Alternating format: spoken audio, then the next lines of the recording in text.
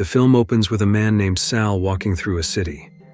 In Sal's view, information about everything around him immediately appears, from names and details of people passing by, buildings, billboards, vehicles, to pets. There is nothing Sal cannot know. However, there is one incident where Sal cannot identify the identity of a woman who passes by him. At the police station, Sal begins solving cases using his ability to view events from both the victims' and perpetrators' perspectives. Sal is a top-notch detective in the police force tasked with solving various cases. With the advanced network technology called the Ether, Sal can easily solve various crimes reported by victims. The Ether network was specifically developed by the police to access and view the experiences of individuals, which can be stored and examined later. The Ether network is a highly advanced system owned by the police to help easily solve various issues and crimes, and is not easily hackable. Then, Sal receives a report of a murder that took place in an apartment. Soon after, Sal arrives with his colleague Charlie and starts to access the murder victim's network. However, an anomaly occurs where the viewpoint shifts to the killer, which confuses Sal and his team greatly in solving this case, because this is not an ordinary case, and it's the first time something like this has happened. Back at the police station, we are introduced to a man named Lester. They begin discussing the unusual and difficult-to-solve case. After the meeting, Charlie goes out to relax. Here, Sal mentions that he once met a girl, but he could not read the girl's identity or anonymity. Night falls as Sal is at home, and he opens a file containing memories of his long-deceased child. Sal then informs his ex-wife Christine that it is their deceased child's birthday. Sal resumes investigating the case involving a couple, where the murder modus is the same as before. As Sal analyzes the murder, suddenly an intruder shoots one of the officers, forcing Sal to chase the person. Upon arriving at the train station, Sal's mind is manipulated to perceive a stationary train, but in reality, the train moves and hits Sal. At the police station, a meeting is held again about the couple's murder. Sal then explains that during the night he chased a woman suspected of being the killer, where Sal's view was altered by the woman, which means the killer has managed to hack and manipulate the Ether network.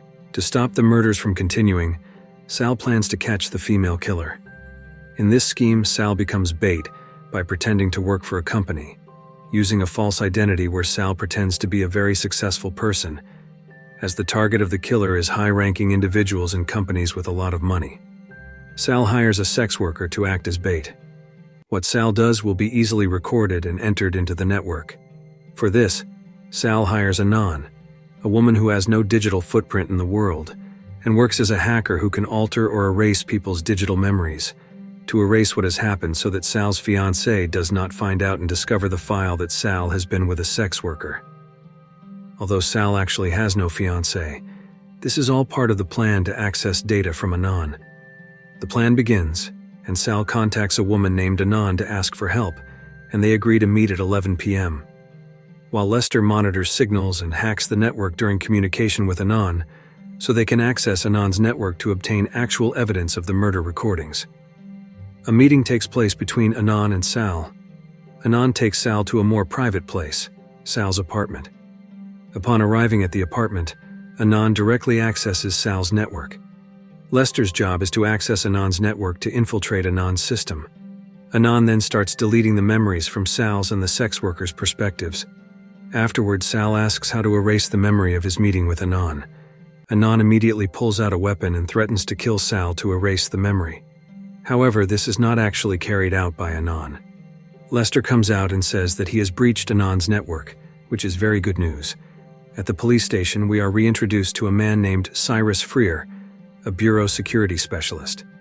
Charlie then accesses the network obtained by Lester from Anon to view Anon's perspective directly and locate Anon's home. They observe all of Anon's activities live from Anon's view. However, while they are monitoring Anon, the network suddenly disconnects, forcing them to start with a new network. Then, Sal and Charlie receive another murder report, once again with the exact same method from the killer's perspective. Back at the police station, this time we are introduced to a man named Joseph, the police commissioner who holds a meeting with his subordinates, including Sal.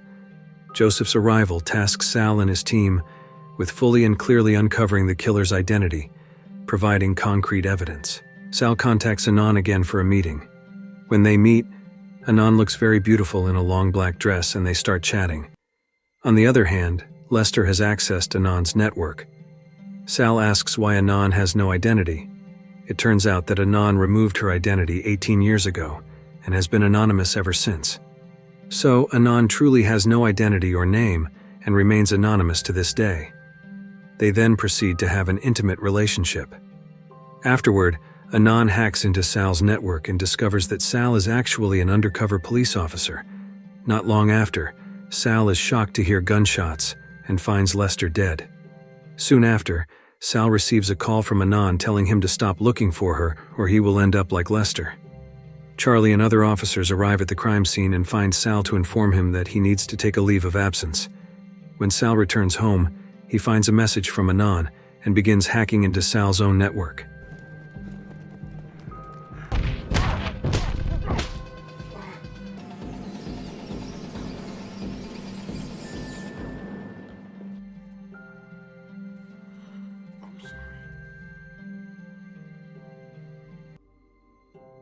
Sal, who wants to access the recording file of his child, is shocked to find that the file has disappeared from the network and he can no longer view the last memory of his child. Sal then calls Christine to ask for the recording file of their child, but the file with Christine is also gone and erased. As Sal goes out, his mind is again manipulated, causing him to be confused and fire several times without a clear target.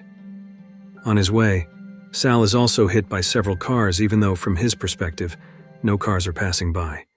In reality, the road is still busy with traffic. Then Sal meets with Charlie again to explain what he is experiencing, which is greatly disturbing his mind. Soon, a detective arrives with an order for Sal's arrest. During interrogation, Sal claims that his mind has been manipulated by someone, but he has no solid evidence. As a result, Sal is suspended from duty and will be monitored 24/7, and further investigation will follow. Sal returns to his home, escorted by an officer who will monitor him through the network embedded in Sal. Sal pretends to sleep and sneaks out with his eyes closed to approach the guard stationed outside his apartment and attacks him. After that, Sal goes to an apartment which is Anon's residence. Slowly, Sal explores every corner of the quiet apartment, but his actions are already known to Anon.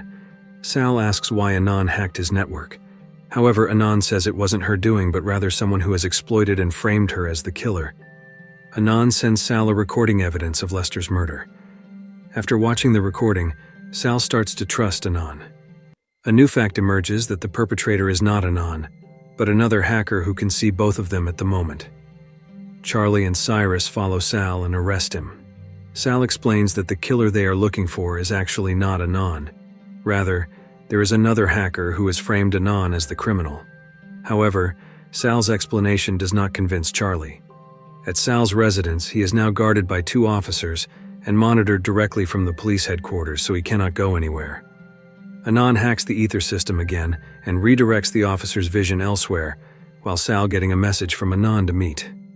Anon also hacks the system of the officers stationed right outside Sal's apartment, reporting a murder elsewhere, causing the officers to leave Sal's apartment. Anon then enters Sal's apartment, but Sal's vision system is again hacked by someone, and Sal is shot in the leg. It turns out that Cyrus is the hacker behind all the cases. Cyrus targeted Anon because she couldn't be easily tracked, as Anon has no identity whatsoever. Why is Cyrus targeting Anon? Because only Anon can view the recordings of Cyrus's previous murders. Sal shoots Cyrus in the stomach and Cyrus flees with Anon. However, Sal can now see clearly from Anon's perspective. Quickly, Sal shoots Cyrus multiple times, killing him on the spot. After everything is revealed, Joseph blames Charlie as Cyrus was one of Charlie's recommendations. The day passes, and the next meeting between Anon and Sal happens at the same place. Anon reveals that Cyrus intentionally erased all traces of herself, so the police cannot find her. The meeting ends, followed by the end of the film. If you like this video, don't forget to subscribe, because by subscribing you have supported me to make better videos. See you in the next video.